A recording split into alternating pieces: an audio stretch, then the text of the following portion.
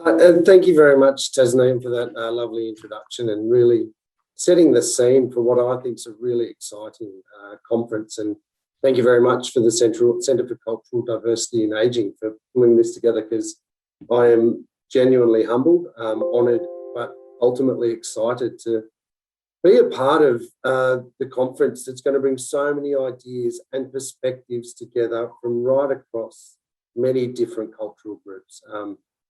So before I commence, I too would like to acknowledge the traditional custodians of the lands on which we all meet. Pay my respects to the elders, past, present, and those emerging. And say thanks to the First Nations people and for the connection that they have to land, sea, and community, and what that's really paved for us all here today, living in Australia, which is a wonderful place to live. Where I am based here in Wollongong, I would say Yalunga or welcome, or for the mob down in Booraja in the Walbunja country, they would say Wallawani, which is also welcome. But I draw those out as two very distinct, different greetings, because right throughout Australia we have many, many Aboriginal nations, each with their own cultural belief systems, each with their own cultural law, their languages, community structures, totems, and other culturally significant pieces that they pay respect to. And I think Aboriginal Australia is a really important cultural group for us to have a look at when we are discussing things like we are over the next couple of days. Because when we think about cultural diversity, Aboriginal and Torres Strait Islander communities are extremely diverse by their own minds. So we're extremely lucky, I believe, to learn from them.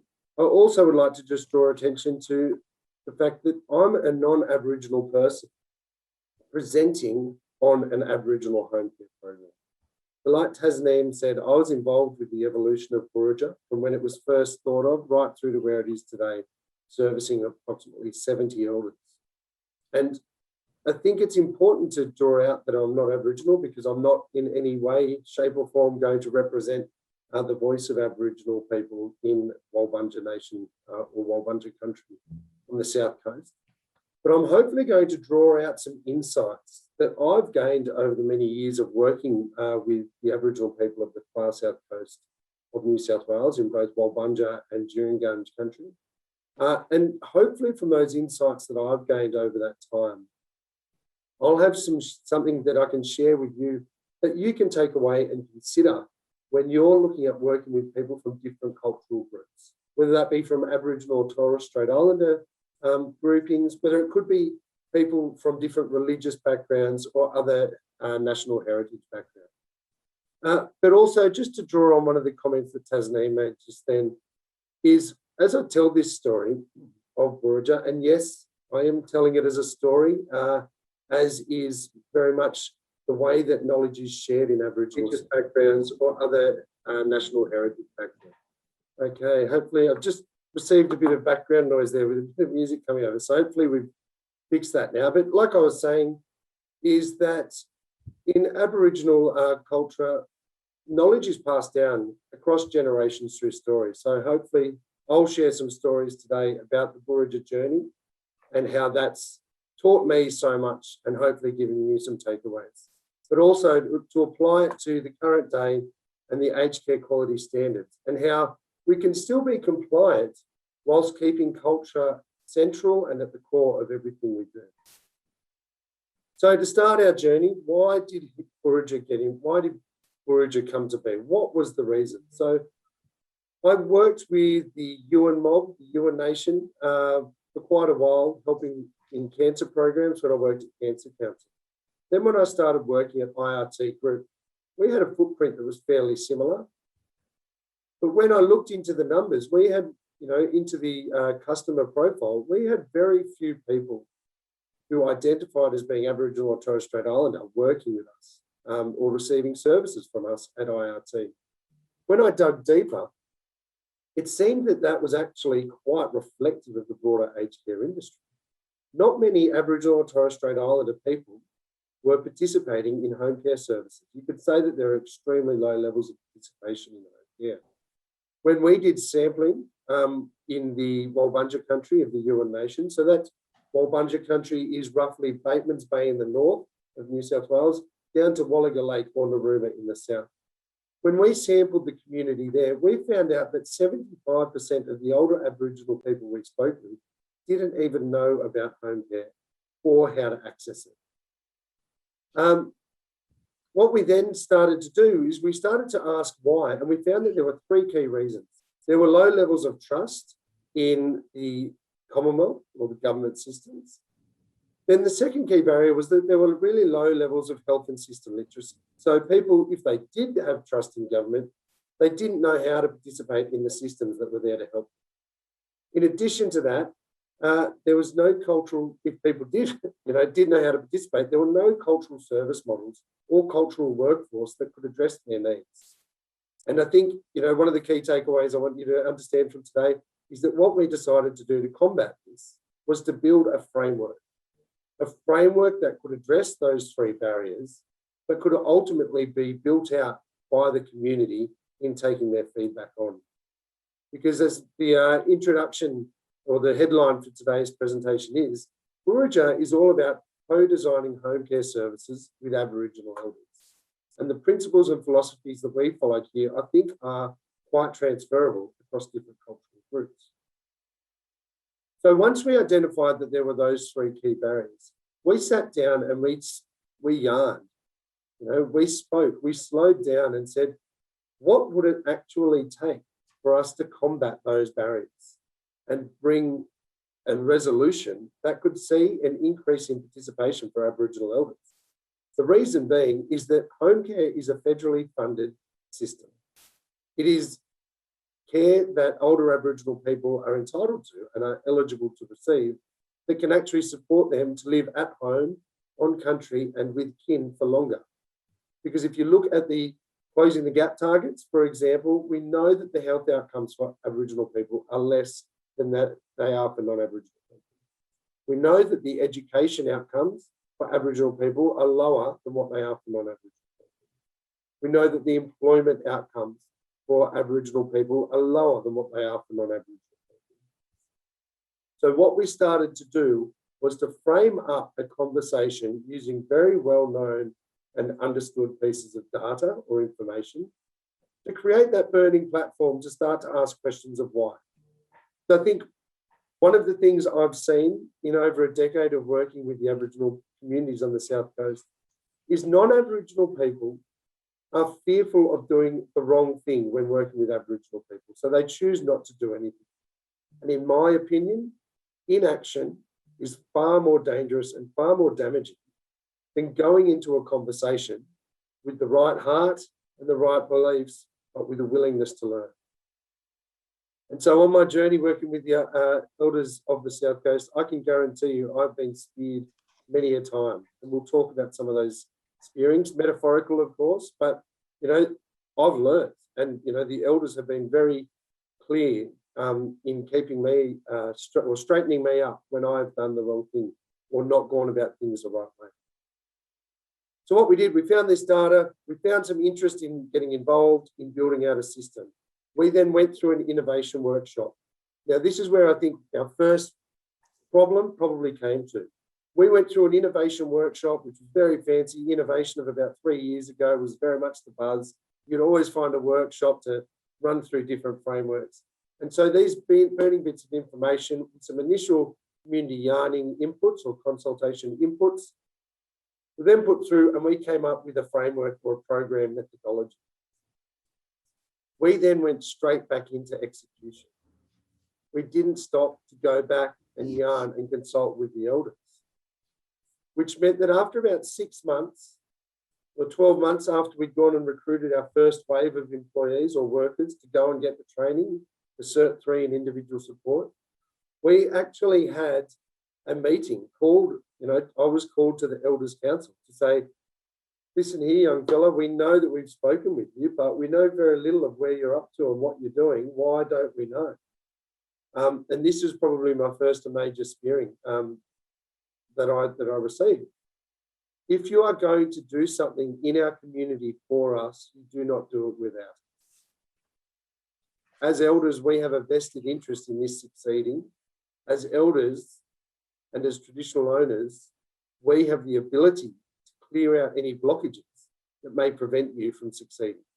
If you do not keep us involved and do not keep us engaged, you will not succeed.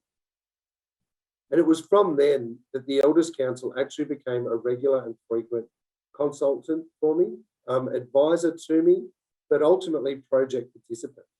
So our very first cohort of 8 elders came directly from the Elders Council, of people who had never received home care, of people who in the most part had never heard about home care, but of people who were willing to be involved in community capacity development that would ultimately drive an outcome for them in receiving care, in creating a way for information to be shared back through the generations.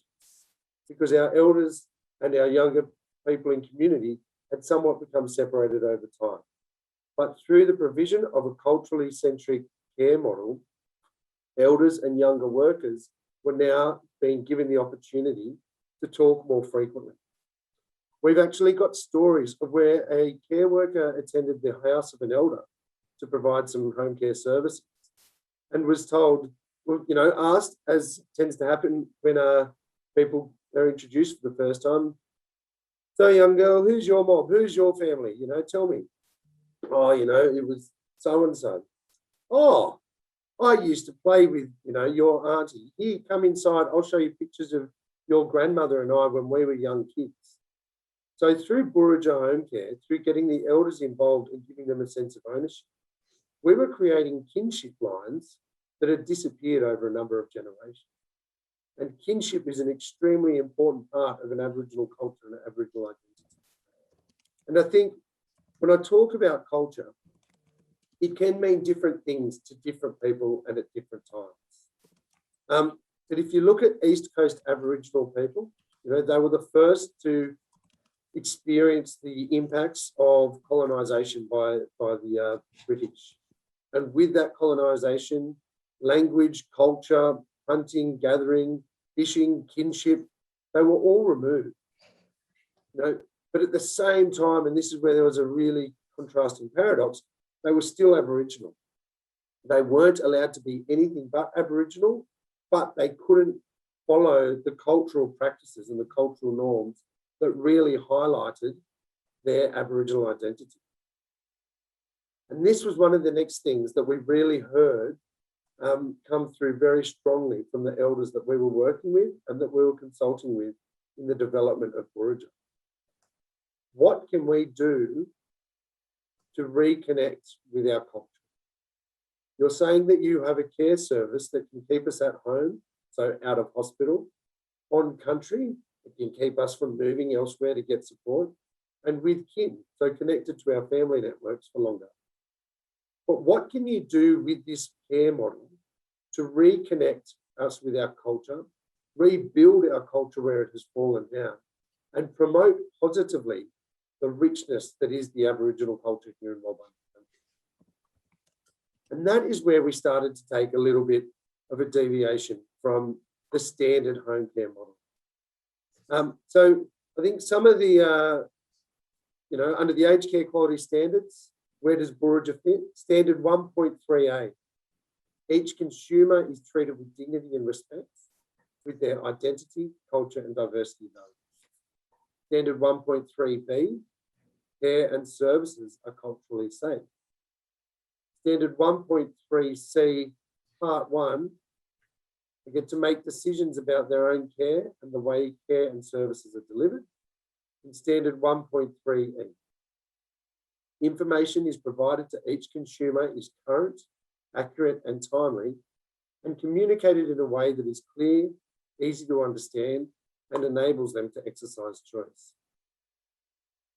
So with Booraja, you know, we very much see this as a partnership. It was developed in partnership with the Elders Council. And over time, as that partnership's evolved, we've seen IRT Group actually step back from the front-facing delivery of home care services. Because we're very good at delivering non-Aboriginal mainstream home care services, one of many great providers out there. But we were not experts in cultural care delivery or understanding all of the cultural implications. So in that partnership context, how did we understand that? And where could we add value to make sure that the community had that ownership? And really, we were driving self-determination with everything. We advocated. So for innovation, we committed to the program, but using IRT as the vehicle, we were able to provide advocacy and engagement of key stakeholders and MPs. Really important. We cannot do these things on our own, not in a community setting. Any community has a number of different players. And so that's what you need to do, I think, when you're looking at these types of new models developing. Our elders have got this fountain of knowledge, this richness of knowledge. And by working with them and listening to their stories, we're able to go and advocate on their behalf. For example, Auntie, she just wanted to have fish and chips, you know. So by treating her with dignity and respect, standard 1.3a, her social support trips under a traditional home care description was actually to go to a special spot on country and have fish and chips and reflect and yarn with culturally safe workers around her childhood, around the culture and what was important to her. Standard 1.3b, that care and services are culturally safe. We created the creation of a labour market in an area of the state that has higher than average unemployment, especially for Aboriginal people. So by creating that labour market, we provided recruitment, training, and progression, career progression pathways. So we've now got people coming to our door with CVs proactively, looking for that opportunity to work with us. And, you know, also I spoke about the reconnection of family and kinship lines, but I think the other thing is we've shaped the language we use. So in home care, providing a domestic service is quite well known. Our elders came to us and said, we don't like the use of the word domestic, because in the period of the stolen generations, we were taken into houses and we were known as domestics when we were, you know, providing slave labour to the settlers of the time. So we've now changed that to house maintenance assistants. I think another really important thing is that people make decisions about their own care and the way care and services are delivered. We provide cultural supervision to our workers in the same way that an EAP does, Employee Assistance Program does. Our care recipients now provide that back to our workers as we go. And then, you know, standard 1.3e, information provided to each consumer is current, accurate and timely, and communicated in a way that is clear, easy to understand and enables them to exercise choice. Our team are speaking with our elders every single week to review and reconfirm what their care needs are for the next fortnight period. A lot of providers actually do those consults much less frequently, and it's almost a set program for 3 to 6 months. Our elders are constantly having changing needs, whether it might be family visiting, whether it might be sorry business, whether it might be other family business. We're always checking in with our elders to make sure that they're getting what they need, when they need, and how they need it. Because ultimately, if we're not providing a service to these elders, all the way back to the points I made at the start, they're going to disengage with the service because it's not culturally appropriate, nor is the workforce being culturally appropriate. They're going to lose their levels of health and system literacy because they're going to lose touch with what home care can provide to them and how it can enable them to live a more rich life. And it's also ultimately going to lead in distrust in the community towards government services. If we didn't commit and stick the path and stay supported by those elders, you know, we would have had another generation of elders saying, we don't want to participate because home care, we tried that once and it didn't work. So my ultimate parting message, and apologies, I've got a minute over, Tasneem, but my ultimate parting message is get the elders and those you are there to service on side early, keep them on side the whole way through and keep in touch with them frequently because it will only add value to their involvement and engagement in the program, but ultimately to the program that you're providing for them. Thank you.